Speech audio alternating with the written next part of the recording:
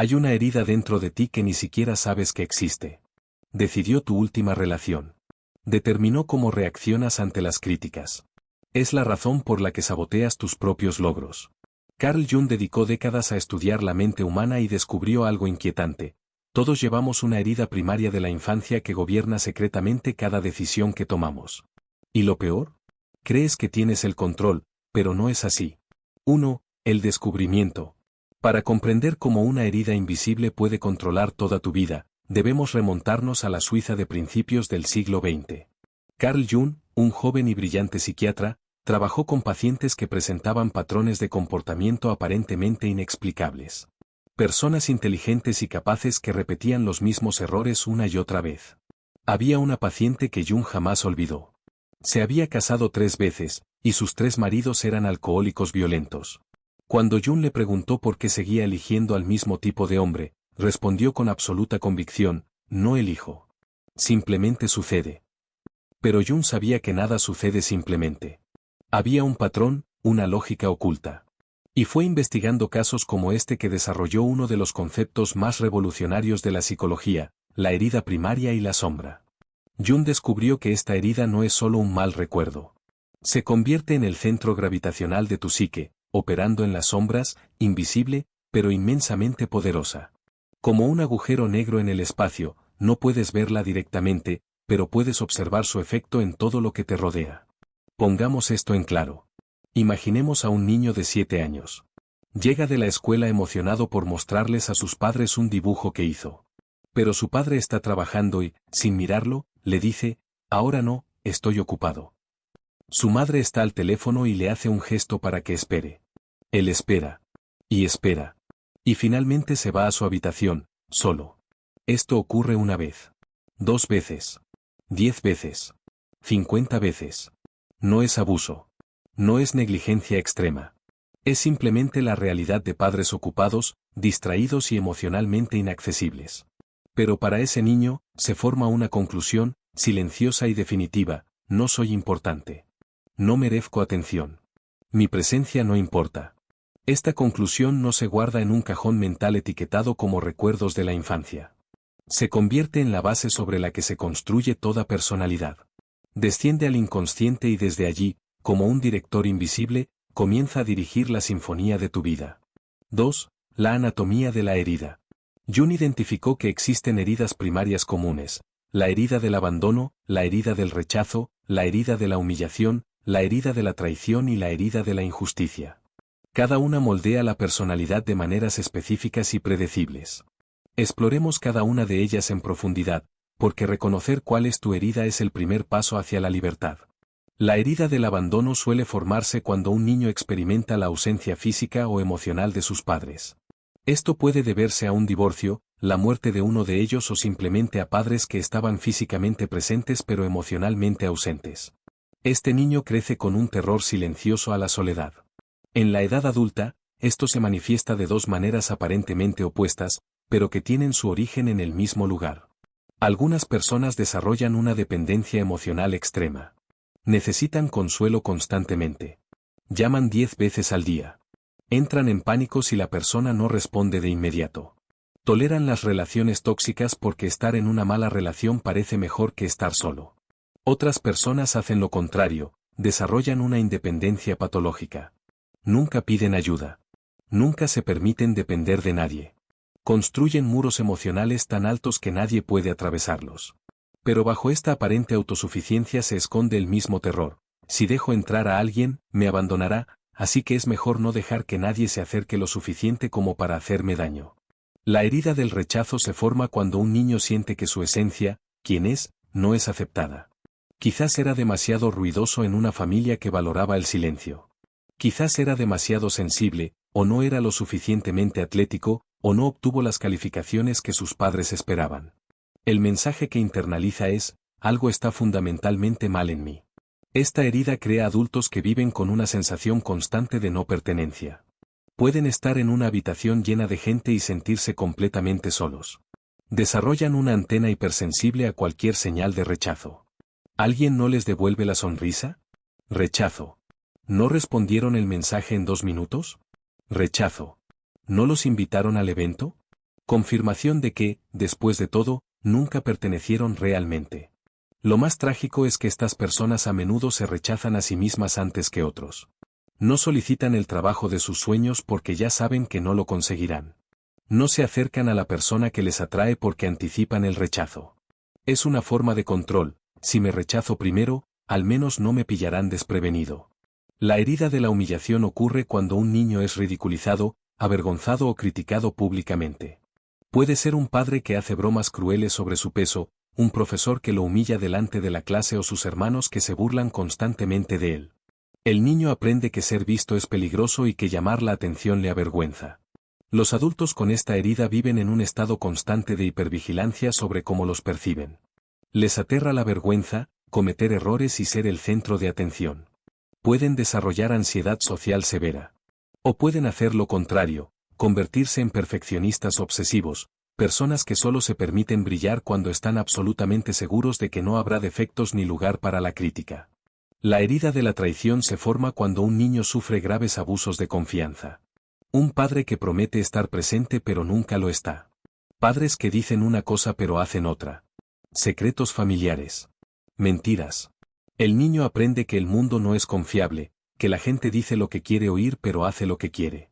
Esta herida crea adultos con inmensas dificultades para confiar. Siempre esperan la traición, siempre buscan pruebas de que los están engañando. Pueden volverse controladores, celosos y paranoicos. O pueden desarrollar una desconfianza tan profunda que nunca se permiten abrirse de verdad, manteniendo siempre una parte de sí mismos protegida, oculta, inaccesible. La herida de la injusticia se produce cuando un niño crece en un entorno donde las reglas eran arbitrarias, se le castigaba de forma inconsistente o injusta y existía un claro favoritismo. El niño desarrolla una mayor sensibilidad ante cualquier cosa que parezca injusta. Los adultos con esta herida tienen una necesidad obsesiva de justicia, equidad y orden. Pueden volverse rígidos, inflexibles e incapaces de tolerar la ambigüedad. O pueden desarrollar una ira crónica contra el mundo, que constantemente les parece injusto. Las pequeñas injusticias los desestabilizan por completo porque tocan esa vieja herida, de cuando eran pequeños e impotentes ante la injusticia. 3. ¿Cómo opera la herida? Ahora que comprendemos las heridas, necesitamos comprender sus mecanismos de funcionamiento. ¿Cómo puede una experiencia infantil influir en un adulto décadas después? Jung explicó esto mediante el concepto de complejos. Un complejo es como una subpersonalidad autónoma dentro de la psique.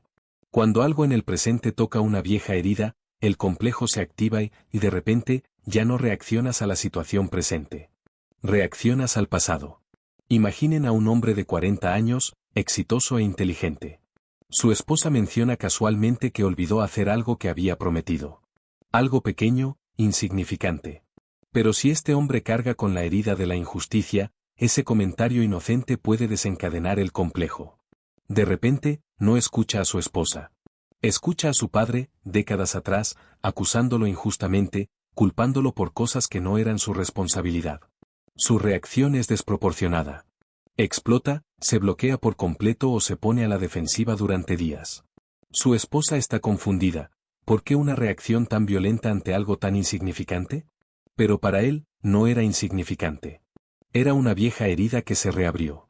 Y esto es lo que hace que todo esto sea tan insidioso: no nos damos cuenta de cuando sucede. Creemos sinceramente que reaccionamos a la situación actual. Tenemos narrativas racionales y perfectamente construidas sobre por qué actuamos así. Pero en el fondo, es la herida la que tiene el control. Jung observó algo aún más inquietante: la herida no solo nos hace reaccionar, sino que nos lleva a crear situaciones que la confirman. Esto sucede mediante un proceso que él llamó proyección y la compulsión a repetir. Si cargas con la herida del abandono, podrías elegir inconscientemente parejas emocionalmente inaccesibles. No porque quieras sufrir, sino porque ese tipo de persona te resulta familiar. Tu inconsciente reconoce el patrón. Y en un intento distorsionado por sanar la herida original, intentas que esta nueva persona se quede, que te elija, que te valore. Como si eso sanara retroactivamente a ese niño abandonado. Pero no funciona. Porque la persona que elegiste es fundamentalmente incapaz de darte lo que necesitas. Así que experimentas el abandono de nuevo. Y la herida susurra: ¿ves? Tenía razón. Eres realmente Evan de Nebel. O pensemos en alguien con la herida del rechazo. Esta persona puede desarrollar comportamientos que garanticen el rechazo. Puede ser excesivamente necesitada, sofocante y exigente. O puede ser fría, distante y crítica. Ambos comportamientos alejan a las personas. Y cuando las personas inevitablemente se distancian, la herida se confirma. Siempre supe que algo andaba mal conmigo. Es un círculo vicioso trágicamente perfecto. La herida crea la conducta. La conducta crea el resultado. El resultado confirma la herida. Y el ciclo continúa, a veces durante toda la vida. 4. Sombra y proyección. Jung tenía un concepto profundo, intrínsecamente ligado a nuestras heridas, la sombra. La sombra es todo lo que reprimimos, negamos o rechazamos en nosotros mismos. Y nuestras heridas son a menudo el origen de nuestra sombra. Seamos concretos. Si creciste con la herida de la humillación, quizás hayas aprendido a suprimir por completo cualquier necesidad de atención o validación. Te conviertes en la persona que siempre se mantiene en segundo plano, que nunca busca reconocimiento, que minimiza sus logros. Te enorgulleces de esto. Lo ves como humildad, como una virtud. Pero en realidad, es un mecanismo de defensa. Esa parte de ti que quiere ser vista, celebrada y reconocida no ha desaparecido. Se ha ocultado. Y ahora, cuando ves a alguien buscando atención abiertamente, promocionándose, disfrutando de ser el centro de atención, sientes una irritación desproporcionada. ¿Por qué tiene que ser tan ostentoso? ¿Por qué necesita tanta validación? Es patético. ¿Pero qué está pasando realmente? Estás viendo en la otra persona la parte reprimida de ti mismo. La parte que enterraste porque aprendiste que ser visto era peligroso. Jung dijo, todo lo que nos irrita de los demás puede llevarnos a comprendernos a nosotros mismos. Nuestras intensas reacciones emocionales hacia los demás suelen ser indicios de nuestra propia sombra. Si sientes una ira desproporcionada hacia las personas necesitadas, pregúntate, ¿he reprimido mis propias necesidades? Si desprecias a quienes consideras débiles o vulnerables, ¿has relegado tu vulnerabilidad a un segundo plano? Si desdeñas a quienes percibes como controladores, ¿hay una parte controladora en ti que no quieres reconocer? La proyección es el mecanismo mediante el cual vemos en el mundo exterior lo que no podemos ver en nosotros mismos. Y nuestras heridas determinan en gran medida lo que proyectamos. Alguien herido por una traición puede proyectar deslealtad en todos los que lo rodean. ¿Tu pareja llega 5 minutos tarde? Debes estarle siendo infiel. ¿Un amigo no te devolvió la llamada inmediatamente? Prueba de que no te importa. Esta proyección transforma el mundo entero en un lugar traicionero, confirmando una y otra vez la herida original. Pero aquí está la oportunidad. Cuando reconoces tus proyecciones, cuando comprendes que lo que ves con tanta claridad en los demás es en realidad un reflejo de algo dentro de ti, puedes empezar a integrar la sombra. Y eso es fundamental para la sanación. 5. El camino hacia la individuación. Jung no se limitó a diagnosticar el problema. Ofreció un camino hacia la sanación, un proceso que llamó individuación. La individuación no significa convertirse en un individuo en el sentido de separarse de los demás. Significa volverse indivisible, completo, integrado. Significa traer la sombra a la luz, traer el inconsciente a la consciencia. ¿Cómo se logra eso? El primer paso es el más difícil, el reconocimiento radical. Debes estar dispuesto a mirar tu herida directamente, sin defensas, sin racionalizaciones, sin narrativas reconfortantes. Esto requiere una honestidad absoluta contigo mismo. Pregúntate, ¿cuál fue mi mayor dolor en la infancia? ¿Qué era lo que más temía? ¿Qué era lo que más deseaba pero nunca conseguí? ¿Cuándo me siento más inestable emocionalmente? ¿Qué situaciones me desestabilizan por completo? Escribe sobre ello. Háblalo con alguien de confianza. Ve a terapia. Pero haz ese trabajo arqueológico de desenterrar la herida. El segundo paso es observar los patrones sin juzgar. Empieza a notar cuando la herida está operando. Cuando reacciones desproporcionadamente, haz una pausa. No te critiques, simplemente observa. Ah, interesante. Estoy teniendo una reacción intensa. ¿Qué me está provocando esto? Cuando te encuentres repitiendo el mismo patrón por 10ª vez, no te juzgues. Simplemente observa, aquí está la herida operando de nuevo. Intenta demostrar su valía. Intenta protegerse. Esta observación compasiva ya empieza a crear distancia entre tú y la herida. Empiezas a darte cuenta, yo no soy la herida. Soy la consciencia que puede observar la herida. El tercer paso, y quizás el más importante, es lo que Jung llamó integración de la sombra. Esto significa reconocer y aceptar las partes de ti mismo que has reprimido. Si has reprimido tu ira, necesitas aprender que la ira no es intrínsecamente mala. Si has reprimido tu vulnerabilidad, necesitas aprender que ser vulnerable no es ser débil.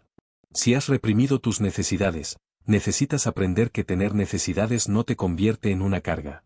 Jung tenía una frase contundente: prefiero ser íntegro que bueno. ¿Qué quería decir? Que a menudo sacrificamos nuestra integridad, nuestra plenitud, para ser buenos según algún estándar externo. Reprimimos partes de nosotros mismos que consideramos inaceptables. Y al hacerlo, nos fragmentamos, nos dividimos contra nosotros mismos. La verdadera sanación no consiste en eliminar partes de uno mismo. Se trata de integrarlas, reconocerlas y darles espacio para existir de forma saludable. El cuarto paso es reescribir la narrativa. La herida te ha contado una historia sobre quién eres. Fuiste abandonado, así que la historia es, eres Evan de Nebel. Fuiste rechazado, así que la historia es, algo anda mal contigo. Fuiste traicionado, así que la historia es, el mundo no es confiable.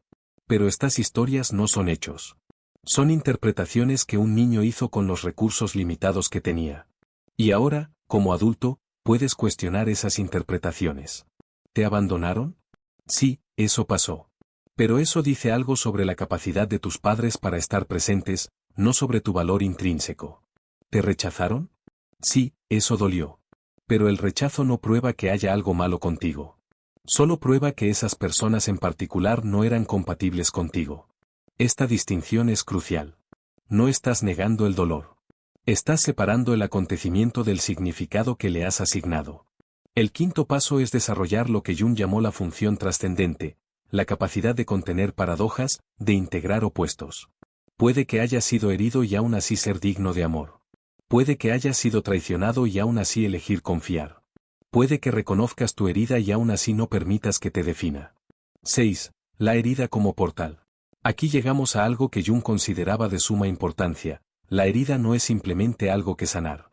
Es también una puerta de entrada al crecimiento, a la profundidad, a lo que Jung llamó el ser, el centro más profundo de la psique. Jung observó que muchas de las personas más empáticas, sabias y compasivas que conoció habían sufrido profundamente. No porque el sufrimiento sea bueno en sí mismo, sino porque el sufrimiento, al integrarse conscientemente, puede abrir dimensiones de la psique que, de otro modo, permanecerían cerradas. Una persona que ha experimentado profundamente la soledad puede desarrollar una riqueza interior extraordinaria. Ha aprendido a estar consigo misma, a explorar los vastos territorios de su propia consciencia. Ha desarrollado una vida interior que quienes nunca han estado solos desconocen. Una persona que ha sido profundamente rechazada y ha superado esa herida puede desarrollar una empatía notable. Sabe exactamente lo que es sentirse marginado, sin pertenencia. Y eso la convierte en alguien que crea espacio para quienes se sienten así. Se convierte en un refugio para los rechazados. Una persona que ha sido traicionada y ha logrado superar la herida puede desarrollar una profunda comprensión del carácter, una confianza verdadera frente a la ingenuidad, y un perdón sin tolerar el abuso. Comprende los matices de la confianza de una manera que no lo hace quien nunca ha sido traicionado. Jung escribió: la herida es el lugar por donde la luz penetra en ti. No porque la herida en sí sea luminosa, sino porque, cuando tienes el coraje de mirarla directamente, comprenderla e integrarla, puede abrirte a profundidades de comprensión y compasión que de otro modo no podrías alcanzar. No se trata de romantizar el sufrimiento. Se trata de reconocer que, como seres humanos, tenemos una capacidad extraordinaria para transformar nuestro dolor en sabiduría, nuestras heridas en fortaleza, nuestra vulnerabilidad en una conexión genuina. Así que volvamos a la pregunta original: ¿cuál es la herida que controla tu vida? Ahora tienes las herramientas para investigar esto. Conoces los tipos de heridas que existen. Sabes cómo funcionan. Conoces el círculo vicioso que crean. Y, lo más importante, sabes que existe un camino hacia la libertad. Pero seamos claros, este no es un camino fácil. La individuación, como la describió Jung, es quizás el viaje más desafiante que un ser humano puede emprender. Porque exige que confrontes todo lo que has pasado la vida evitando. Exige que mires directamente tu dolor, tu miedo, tu vergüenza. Exige que aceptes partes de ti mismo que has aprendido a despreciar. Habrá momentos en los que querrás rendirte. Momentos en los que parecerá más fácil volver a los viejos patrones, por dolorosos que sean, porque al menos te resultan familiares. Momentos en los que te preguntarás si vale la pena. Pero esto es lo que Jung sabía, y lo que dedicó su vida a comunicar. La alternativa es vivir una vida controlada por fuerzas que no comprendes. Es repetir los mismos patrones hasta el final. Es llamarlo destino cuando en realidad es solo inconsciencia. La verdad liberadora es esta: no eres tu herida. Eres la consciencia que puede observarla, comprenderla y, finalmente, trascenderla. Eres lo suficientemente vasto como para contener tanto la herida como la sanación. Eres lo suficientemente profundo como para integrar tanto la luz como la sombra. Tu herida es parte de tu historia, pero no tiene por qué ser la autora de ella. Puedes reconocerla, honrarla por lo que intentó hacer, protegerte, y luego, con delicadeza pero con firmeza, tomar las riendas de tu vida. Como dijo Jung, hasta que hagas consciente el inconsciente, éste dirigirá tu vida y lo llamarás destino. Pero cuando lo traes a la consciencia, cuando iluminas la herida que operaba en las sombras, recuperas tu poder. Entonces eres libre de elegir conscientemente, en lugar de reaccionar compulsivamente. Entonces podrás responder por fin a la pregunta más importante de todas: ¿quién soy cuando mi herida no me controla? ¿Quién soy cuando soy verdaderamente libre? Esta es la promesa de la individuación. No una vida sin dolor, sino una vida donde el dolor no te controle.